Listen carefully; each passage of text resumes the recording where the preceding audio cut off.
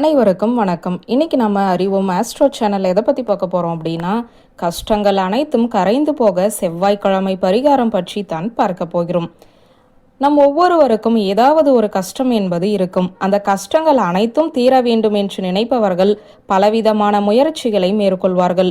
அப்படி முயற்சிகளை மேற்கொண்டும் அதில் தடைகள் ஏற்பட்டு அந்த கஷ்டங்கள் விலகாமல் இருக்கிறது, என்ன செய்வது என்றே தெரியவில்லை என்று நினைப்பவர்கள் செவ்வாய்க்கிழமையன்று முருகப்பெருமானை வழிபாடு செய்துவிட்டு உப்பையும் மிளகையும் இந்த இடத்தில் வைத்தால் போதும், கஷ்டங்கள் அனைத்தும் கரைந்து போகும். இந்த பரிகாரத்தை எப்படி செய்வது என்றுதான் இப்போது பார்க்க போகிறோம். நம்முடைய வாழ்க்கைக்கு மிகவும் முக்கியமான ஒன்றாக திகழ்வதுதான் வேலை. வேலையை தரக்கூடிய அற்புதமான ஒரு கிரகமாக திகழ்பவர் தான் செவ்வாய் பகவான்.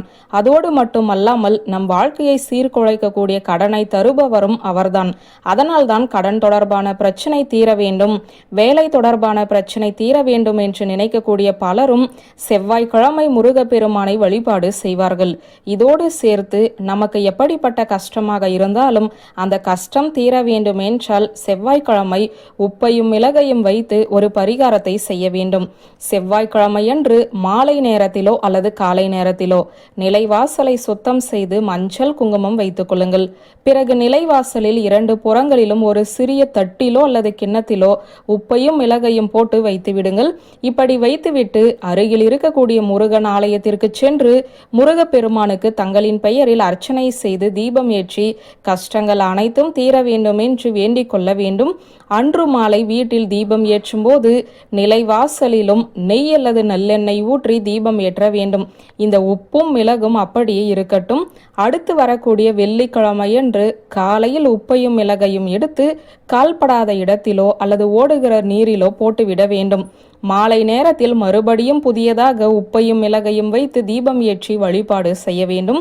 இந்த உப்பும் மிளகும் நிலைவாசலில் இருக்கும் பொழுது மாலை நேரத்தில் அனைத்து நாட்களிலுமே நாம் தீபம் ஏற்றும் வேண்டும் என்பது குறிப்பிடத்தக்கது. இந்த முறையில் நிலைவாசலில் உப்பையும் மிளகையும் வைத்து தீபம் ஏற்றி வழிபாடு செய்வதன் மூலம் முருகப்பெருமான் மற்றும் துர்கா தேவியின் அருள் பரிபூரணமாக கிடைக்கப்பெற்று எந்த கஷ்டம் நம்மை விட்டு விலக வேண்டும் என்று நினைக்கிறோமோ அந்த கஷ்டம் விலகிச் செல்லும். ஒவ்வொரு செவ்வாய்க்கிழமையும் முருகன் ஆலயத்திற்கு சென்று தங்களின் பெயரில் அர்ச்சனை செய்வது மற்றும் தீபம் ஏற்றுவதை வழக்கமாக வைத்துக் கொள்ளுங்கள். எளிமையான பரிகாரமாக தெரிந்தாலும் இந்த பரிகாரத்தை முழு மனதோடு முருகப்பெருமானை நினைத்து செய்பவர்களுக்கு எவ்வளவு பெரிய கஷ்டமாக இருந்தாலும் அந்த கஷ்டம் கரைந்து ஓடும் என்ற தகவலை சொல்லி இந்த வீடியோவை நிறைவு செய்கிறேன். நன்றி, வணக்கம்.